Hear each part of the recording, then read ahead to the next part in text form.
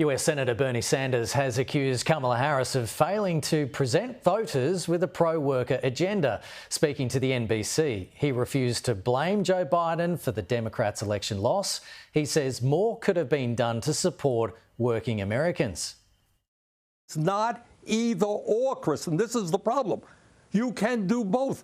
You could say that I'm for raising the minimum wage to a living wage, guarantee health care for all people, expanding Social Security. And by the way, I also support a woman's right to control her own body, etc. It's not either or. It's going forward in both directions.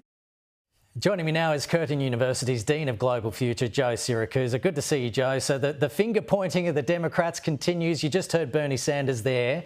But former US House of Representatives Speaker Nancy Pelosi blamed President Joe Biden for the election loss, saying he should have stepped aside sooner. They can't seem to agree about what went wrong. That's right. Look, Bernie Sanders has said in another context that he's not surprised that the working class has abandoned the administration because they abandoned them a number of years ago. In many, many ways, Kenny, the Democratic Party is no longer fit for purpose. It doesn't represent the common men and women in the workplace, represents sort of the elite value system of the Democratic Party. It's not competitive with white working class Americans or those millions of Americans who live in small towns and rural areas. And of course, at the end of the day, Kamala Harris, had two people to blame for a very poor hand. Number one was President Biden, whose policies she could not defend and could not escape from because she's vice president. and excuse me, her own positions that she took in 2019, a number of toxic positions on governing and defunding the police and the rest of it. And at the end of the day, the American people repudiated the Democratic Party for its elitism, for its gender and race policy. During the campaign, she played the black card, the Hispanic card, the Hispanic and the women's card, and none of it worked. And none of it worked because the pollsters should have known that.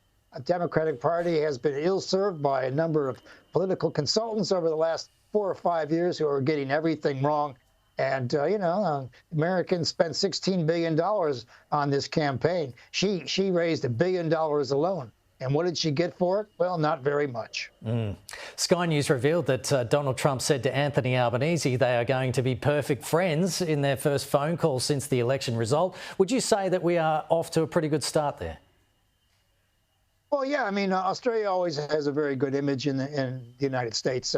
American presidents like to work with Australia because Australians are very keen to involve the Americans in their defense planning and the rest of it. And of course, Australia, in the 50 years I've been in this country, have counted on the United States for security. At the same time, they count on China for their prosperity and their economic connections. So, it's a balancing act. I think Donald Trump and Albanese will get along just fine because no matter who's in the White House, Australian prime ministers just love to go to Washington and have a state dinner. I mean, they regard it as their crowning achievement. But at the end of the day, President Trump will decide whether Australia pays its own way. It likes burden sharing, and Australia likes to do that. But will Australians ever spend enough for the American Defense Department?